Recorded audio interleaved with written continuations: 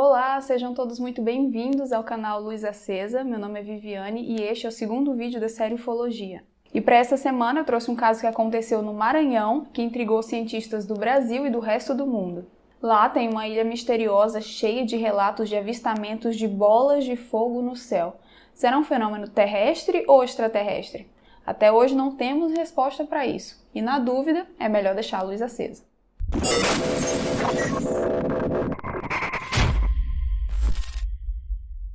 A Ilha do Caranguejo fica localizada a 30 quilômetros da capital São Luís. É uma reserva ecológica deserta e misteriosa, e só é visitada por pescadores e catadores de caranguejo. E é preciso coragem para ir até lá, viu? O solo é lamacento e o ar carregado de mosquitos que conseguem atacar até mesmo os pescadores que se vestem com tecidos mais grossos. Os que frequentam a ilha dizem que é preciso pedir permissão a ela antes de atracar as embarcações. Relatam ainda que é possível ouvir cantos religiosos e vozes com lamentações durante a noite, e que não se deve, em hipótese alguma, dormir em terra. Todos devem entrar nos seus barcos na hora de descansar. E na madrugada do dia 26 de abril de 1977, algo misterioso aconteceu por lá. 4 pescadores viajaram até a ilha para recolher troncos de árvores na tarde do dia anterior. José, de 22 anos, Apolinário, de 31, Aureliano, de 36 e Firmino, de 38. Eles chegaram lá ainda no início da tarde, ancoraram o barco em um riacho e iniciaram os trabalhos de corte e poda de árvores. Planejavam vender os mastros de madeira para empresas de construções. Eles terminaram o serviço, mas tiveram que pernoitar no local por causa da maré que havia descido. Era comum isso acontecer e, nesses casos, eles dormiam na embarcação, acordavam meia-noite quando a maré já estava alta e voltavam para casa. Eles já tinham feito isso mais de 100 vezes. O barco ficou ancorado na lama de um riacho vazio e eles ficaram conversando até as 8 horas da noite. Por causa da grande quantidade de mosquitos da ilha, eles cobriram a escotilha do barco com uma lona e foram dormir lá embaixo. O ar circulava por uma pequena janela na parte de trás da cabine. Como eu disse, os homens planejavam acordar meia-noite para voltar para São Luís, e o despertador era a natureza. A maré balançava o barco e o som da água no casco acordava todo mundo. Apolinário foi o primeiro a acordar. Ao abrir os olhos, ele viu que o sol já estava nascendo. Eram 5 horas da manhã. Eles estavam muito atrasados. Como ninguém havia acordado, de repente ele ouviu um grito. A voz vinha da frente do barco. Apolinário correu até lá e se deparou com Aureliano deitado de bruços e gemendo de dor. E sem entender como havia parado ali, porque ele tinha ido dormir na parte traseira do barco. Enquanto tentava socorrer o amigo, Apolinário ouviu a voz de Firmino pedindo por ajuda. Ele estava na parte de trás da embarcação. Outra coisa estranha, porque o Firmino tinha ido dormir na parte da frente. Aureliano e Firmino estavam seriamente machucados. Pareciam queimaduras graves, mas estranhamente suas roupas estavam intactas. Como José ainda estava deitado na rede, Apolinário correu até ele para pedir ajuda, mas encontrou seu corpo frio, enrijecido, ferido, inchado e com pedaços de pele faltando. Seus olhos estavam fechados. Apolinário ainda tentou abri-los, mas não conseguiu. Ele estava morto. Apesar das dores e do desespero, eles tiveram que esperar mais de 8 horas até a maré subir de novo para então voltar para São Luís. E foi uma viagem difícil, porque são necessários pelo menos 3 homens para cuidar das velas e do leme do barco. E Apolinário teve que fazer tudo sozinho. Eles só chegaram ao porto de Itaqui quando o sol estava se pondo. Mas os problemas não tinham acabado, só tinham 2 guardas por lá, e eles nada puderam fazer diante da situação. Os homens feridos ficaram na embarcação e Apolinário percorreu mais de 10 quilômetros a pé até São Luís. Então ele chamou a polícia e correu para casa para pegar um carro. Às 21 horas ele chegou de volta ao porto. O corpo de José deu entrada no Instituto Médico Legal, Aureliano deu entrada no hospital para tratar dos ferimentos e Firmino entrou em coma por 1 semana. Grande parte do seu corpo sofreu queimaduras de 2º grau. As mais sérias estavam do lado esquerdo das costelas, na parte interior do braço esquerdo e na testa. Os músculos do braço foram tão danificados que os dedos da mão esquerda ficaram permanentemente torcidos para dentro, quase sem mobilidade.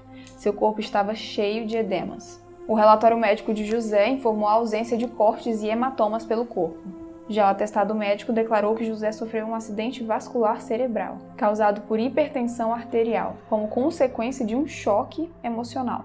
Ele morreu aos 22 anos de idade. Era saudável e não sofria de nenhuma doença. O que o matou é um mistério. Aureliano recebeu alta no mesmo dia. Firmino finalmente saiu do coma, mas ninguém se lembrava de nada daquela noite. Por causa das lendas que cercam a história da ilha, foi difícil encontrar voluntários dentro da polícia para investigar por lá. Todos tinham medo de ir num lugar considerado maldito. Apesar disso, o delegado Marcelino Everton decidiu ir e informou a todos que levaria balas normais e outras devidamente preparadas com pasta de alho, por causa do seu suposto poder para afastar coisas do anticristo. Apesar dos preparativos, a expedição nunca aconteceu. Investigaram somente a embarcação e não encontraram sinais de que os homens tivessem bebido ou consumido drogas, ou sido expostos a gases tóxicos, ou sofrido intoxicação alimentar. Também não encontraram sinais de luta. A polícia não encontrou qualquer sinal de fogo no barco. Concluíram então que os 3 sobreviventes realmente não sabiam o que tinha acontecido.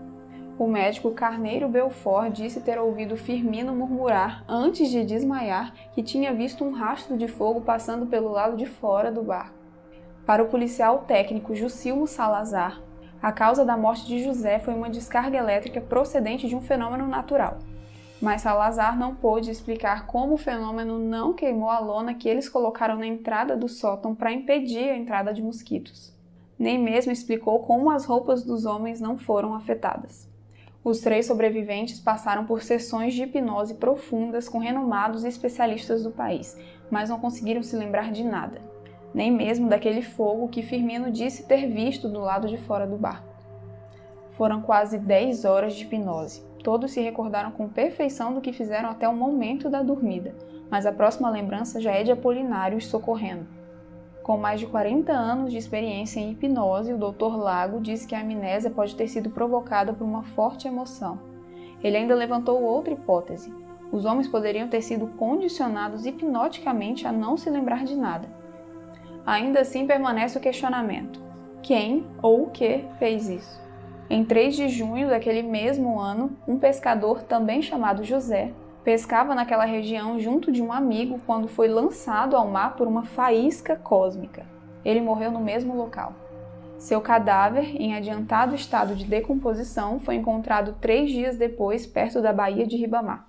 Em 28 de abril de 1986, 9 anos depois, um outro grupo de homens também foi alvo desse mesmo fenômeno. Um morto, um queimado e 2 misteriosamente afetados. O caso também foi investigado pelas autoridades de segurança do estado, mas não se chegou a uma conclusão do que aconteceu com eles. Uma das teorias mais acreditadas é que um raio caiu no mar e atravessou o barco, já que a água é uma boa condutora de eletricidade. Mas Apolinário estava no convés e não sofreu nenhum arranhão.